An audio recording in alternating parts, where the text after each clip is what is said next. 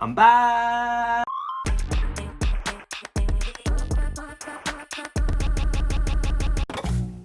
Last time you saw me, I was pretty banged up from a motorbike accident. My arm is still a weird colour and has a strange lump down here. But generally I'm doing a lot better. Thanks to everyone who sent me some well wishes. It meant a lot. It's been a weird week. In other news, I made some effort to try and fix the sometimes slightly shoddy sound of this video in an effort for everyone to be better than the last. I invested in this condenser microphone. I was very excited to use it. Unfortunately, the sound card that came with it is shit. It doesn't work. So until the audio interface that I've ordered arrives, I'll still be using these. However, that does lend a really nice segue into what this video is about. If you remember, my last video came as a result of having no ideas, and I asked people on Instagram to give me ideas, and I took those ideas. Now today's video is based on another one of those ideas, which took a little bit more planning. God, it's noisy outside. I don't remember exactly what the message said, but it was something along the lines of, can you make good art using bad tools? I have heard people say things like, an artist is as good as their tools, or even just a person is as good as their tools. And I wanted to know where this thought originally came from, so I went to Google and I found that the quote, "a man is only as good as his tools," is originally attributed to someone named Emmett Wolf. Now, who was Emmett Wolf? The answer is, I don't know. The only thing about Emmett Wolf on the internet is that quote. Does he have any more pearls of wisdom? No idea. What did he do? Was he a thinker, a writer? No idea. He could have been just some guy who cleans shit out of gutters for all I know. But I'm sure he had some good tools to do it with. So Emmett Wolf's only lasting legacy is that one quote. A man is as good as his tools. And today let's find out if he's right. I have a sneaking suspicion that he is not. It's obviously no secret that good art supplies cost money, and the more you buy, the more you want to buy, and before you know it, you spent all your money on pens. But we also know there are plenty of budget options out there, some of which are better than others. And since it's just been Christmas, I'm sure plenty of people have found themselves with one of those big plastic cases of cheap pens and pencils, which in theory are a great idea, and they obviously come from a kind, loving place that wants to foster creativity, but in reality, they're all pretty terrible. Let's create something fun with one of those. All right, so I've done the sensible thing, blacked out my name, just in case. There's a lot of weirdos out there. Let's see what we have inside this box. 168 pieces, that's both encouraging and not encouraging. This is a difficult to open button. There we go. Comes with some paper, that's nice. Now the idea is that I use only the stuff inside this box. None of my other art materials are going to come anywhere near this. I guess that might extend to paper. Maybe I'll use this. This paper is terrible. Although maybe I'll use it to test out some of these things. So we've got paints, which I would love to use watercolor paints normally, but this brush, it's like someone's beard. It's like a fiber optic lamp. We have one pencil, sharpener, eraser. I don't know what this is. What is this? Glue, I guess. Oh, that's more of a grey than a black. Not a great start. We have got some vivid colours though. I wonder if it's just, you know, if this is a genuine representation of what it looks like inside. Let's find out. No. Okay, this is a great colour. I wonder if it... this one barely works. I wonder how many of those I'm gonna have. Let's try, I mean, you can't really go wrong with wax crayons, can you? That's not bad, that's actually pretty good. Maybe this is gonna be quite a wax crayon heavy piece.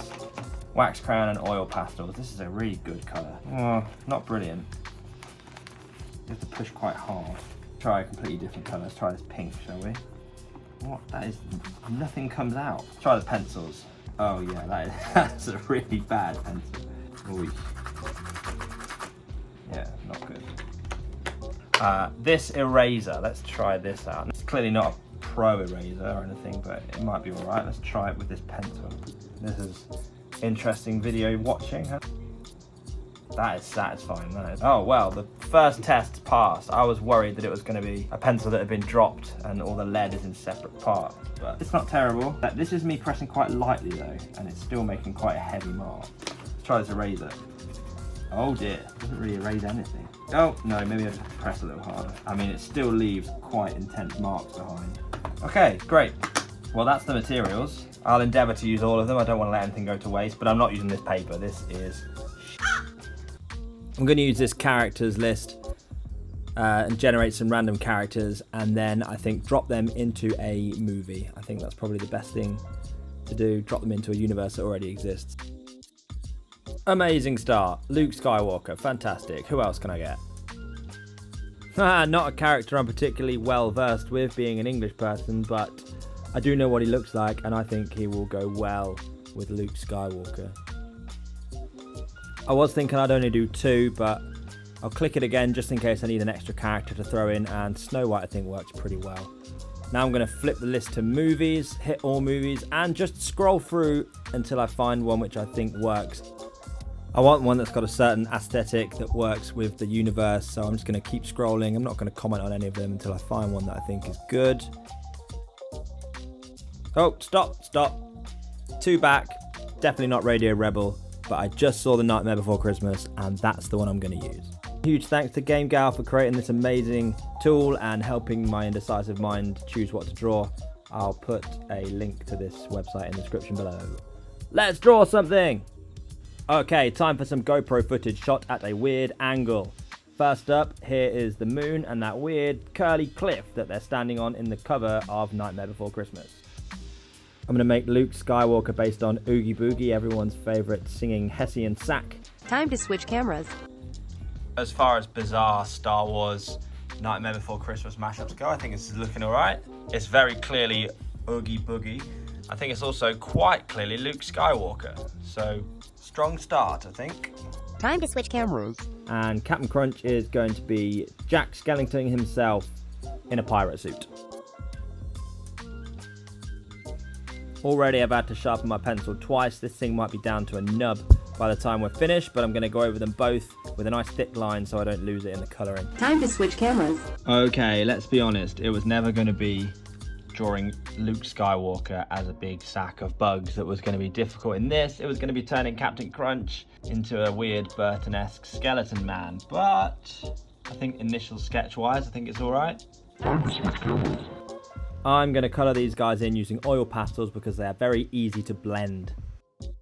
Also, since these markers are water-based, they don't last on top of oil colours, and I just accidentally found out that that gives a really great technique for shading, so I'm going to roll with that. Definitely don't do this with your really good markers though. The end does get quite clogged up with oil pastel, and these pens will be fucked by the end. Clearly I forgot to record a whole chunk of the process, because if you see here, as I move this paper, Captain Crunch has been magically coloured in. Right now I'm using a pencil crayon to just do some outlines, trying my hardest not to think of the really good fine liners I have an arm's reach away from me that would do a much better job. After a little bit of cutting, I've managed to free my watercolour palette from the plastic case, and I'm going to use these to do the background. Time to switch cameras. So with this far in, and it's not terrible, I don't think, especially given the limitations of what I'm working with. Even managed to get some nice Hessian texture on Lukey Bookie's face. Not super happy with how the captain's coloured in, but those oil pastels are quite thick, and I didn't think of how thin they should be when I drew his body, but that's fine. Now I'm going to try something which I think is probably a bit of a Hail Mary. It's either gonna elevate it or I think completely ruin it. It's one of those odd techniques that you tend to see a lot on Pinterest.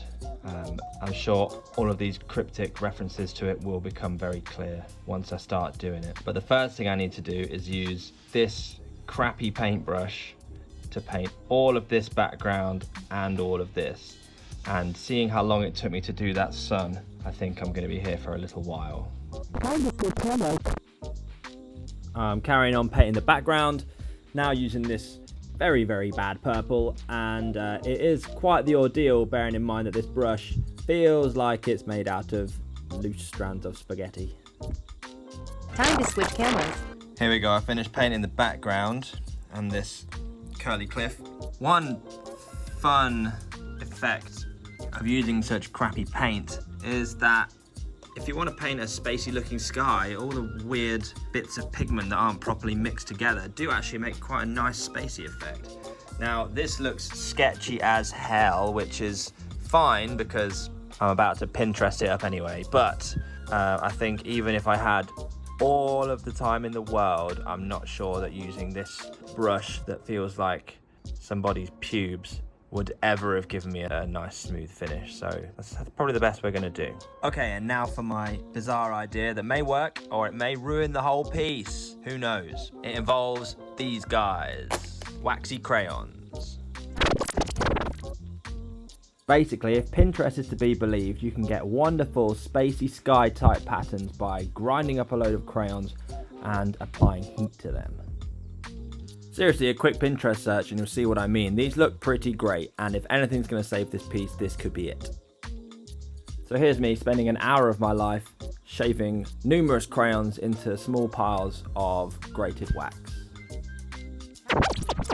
And in the last GoPro shot of the video, here is me sprinkling that grated wax on top of the picture in a way which might end up looking space-like. Time. Next, I laid this coated piece of paper over the top, and then it's time to start ironing. The main opinion on Pinterest is that it's best to use a heat gun to do this, but every single one that I read also said that a hot iron should achieve the same effect. Okay, time for the big reveal. Oh my god, you guys, I cannot believe how well this came out. Just look, I'm just kidding, it's terrible. I don't know if cheap wax crayons are harder to melt, but I was ironing them for a good half an hour maybe, and this is what came out. But in the true spirit of this video, I decided to press on and figured that maybe I would try adding some water to this very obviously water-based marker pen, and surprisingly it came out looking pretty good. So that is what I did to finish this piece off.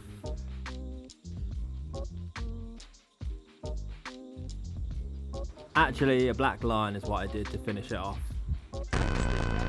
Here it is, the finished article.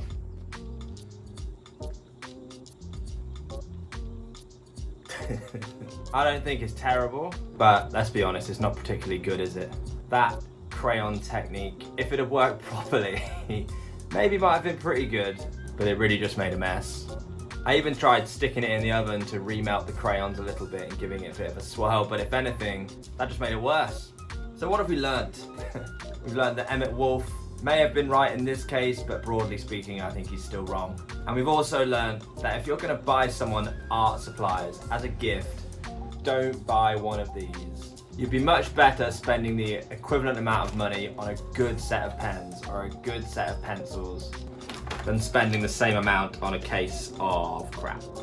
I'm gonna hold up the picture one more time while I do my normal little outro. There we go. Goodbye from me and this masterpiece. If you want to find me anywhere else, right down there is Instagram and Twitter and Facebook and a website and a Patreon. I promise most of my work is better than this.